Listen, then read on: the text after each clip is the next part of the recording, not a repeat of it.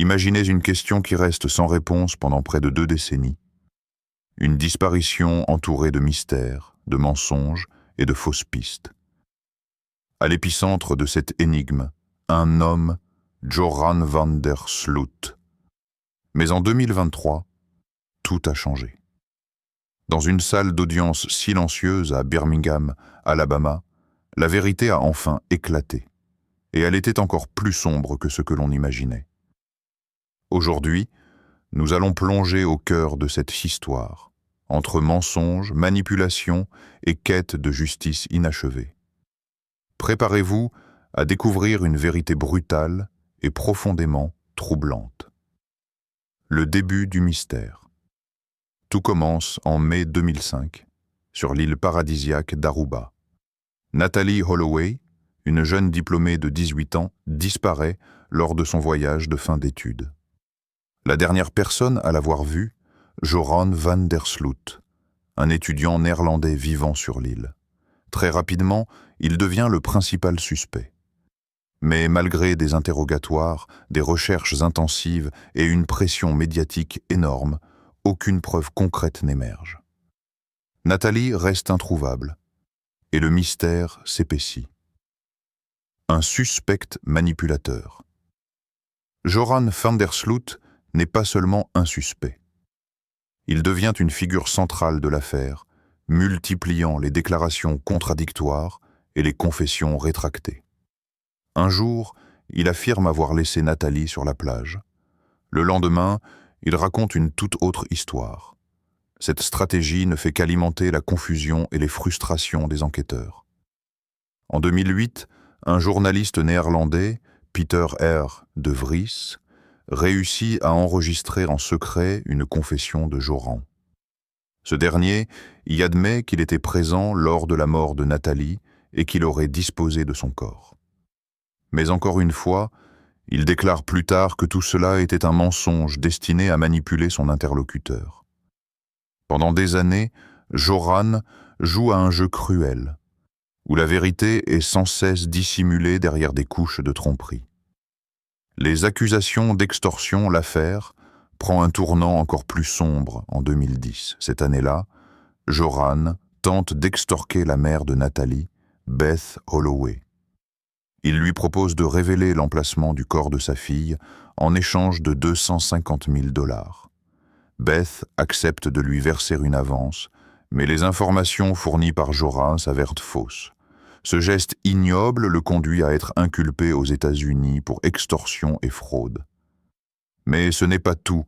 Cette même année, Joran est arrêté au Pérou pour le meurtre brutal d'une autre jeune femme, Stephanie Flores. Il est condamné à 28 ans de prison. Joran van der Sloot n'est pas seulement un manipulateur, il est aussi un tueur en série. Le tournant en 2023. Avançons rapidement jusqu'en 2023.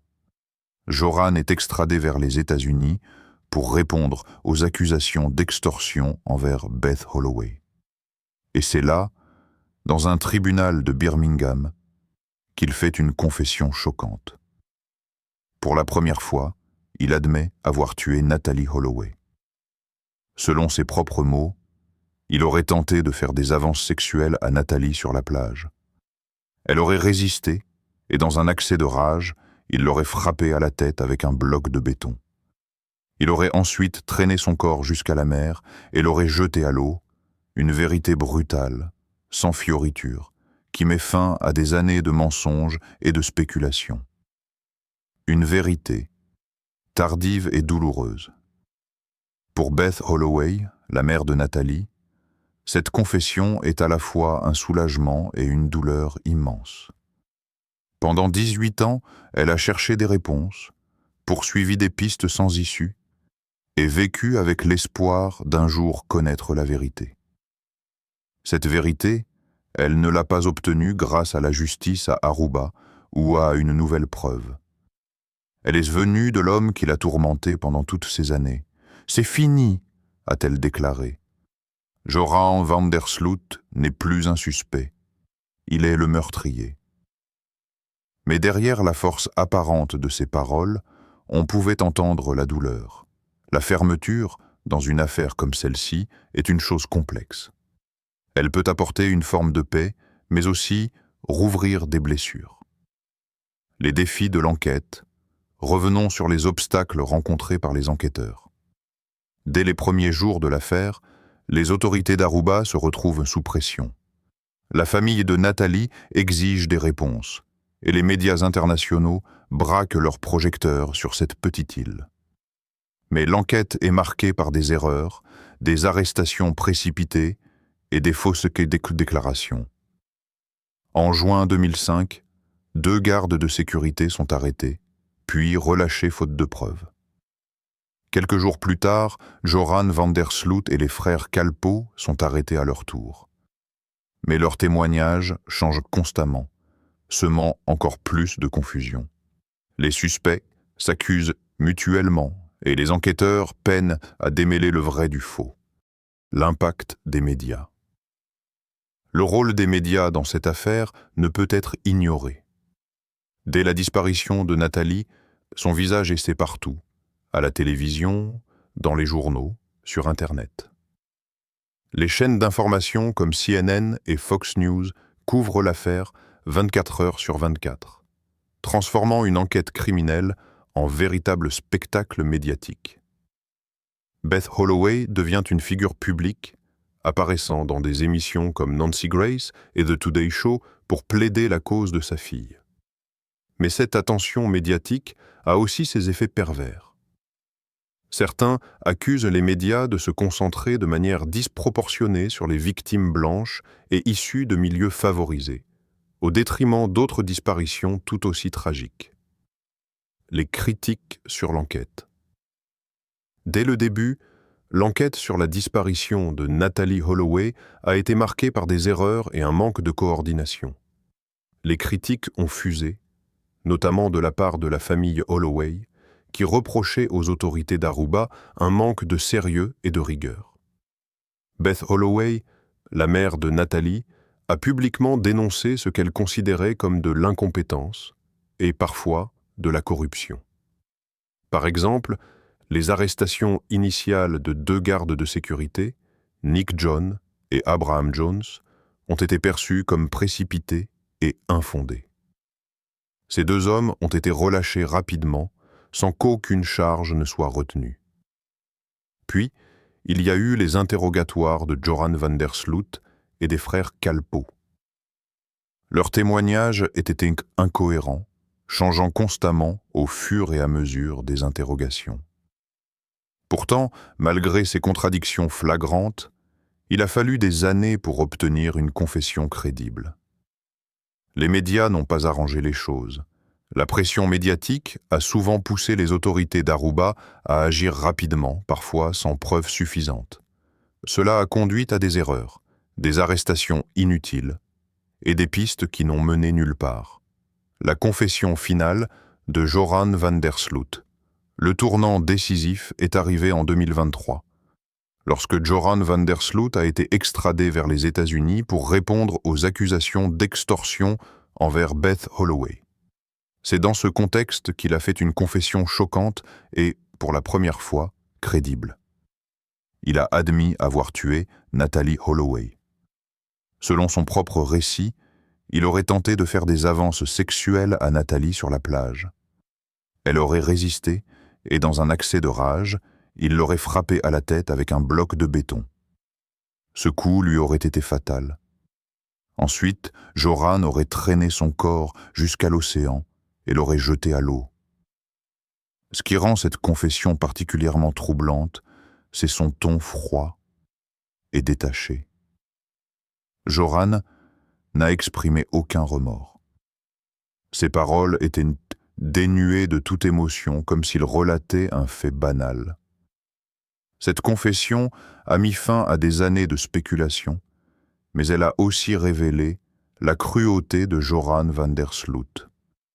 Pendant près de 2 décennies, il a manipulé la vérité, donné de fausses confessions et tenté de profiter de la douleur d'une famille en deuil, un chapitre, qui se ferme mais pas de réconfort. Pour Beth Holloway, Entendre la vérité de la bouche de Joran a été un moment à la fois libérateur et dévastateur. Elle a déclaré « C'est fini. Joran van der Sloot n'est plus un suspect. Il est le meurtrier. » Mais cette vérité brutale n'efface pas les années de souffrance. Elle ne ramène pas Nathalie. Le fait que le corps de Nathalie n'ait jamais été retrouvé rend cette fermeture encore plus difficile. Selon les experts, les chances de retrouver ces restes sont extrêmement faibles. L'océan, vaste et imprévisible, a probablement effacé toute trace physique d'elle. Pourtant, cette confession représente une forme de justice. Après des années de mensonges et de manipulations, la vérité est enfin sortie. L'héritage de l'affaire Natalee Holloway, l'affaire Natalee Holloway, n'est pas seulement une tragédie personnelle. Elle est devenue un symbole des failles dans les enquêtes internationales et des dangers des manipulations médiatiques. Le rôle des médias dans cette affaire a été double. D'un côté, ils ont maintenu la pression sur les autorités d'Aruba, empêchant l'enquête de tomber dans l'oubli. Mais de l'autre, la couverture médiatique a souvent été sensationnaliste et biaisée, se concentrant sur une victime blanche et privilégiée, tout en négligeant d'autres disparitions. Cette affaire a également mis en lumière les défis auxquels les familles de personnes disparues sont confrontées. Beth Holloway, malgré sa douleur, a transformé sa tragédie en action. Elle a fondé des organisations pour aider les familles de disparus et sensibiliser le public aux dangers des voyages internationaux. Une vérité tardive, mais nécessaire. La disparition de Natalee Holloway restera comme l'un des cas les plus médiatisés et troublants de ces dernières décennies. La confession de Joran van der Sloot en 2023 a permis de mettre fin à des années de mystère, mais elle a aussi mis en évidence la cruauté d'un homme qui a manipulé la vérité pendant près de 20 ans. Pour la famille Holloway, cette confession apporte une réponse, mais pas de véritable réconfort. Natalie ne reviendra jamais, et la douleur de sa perte reste vive. Mais cette affaire nous rappelle aussi l'importance de la persévérance face à l'injustice.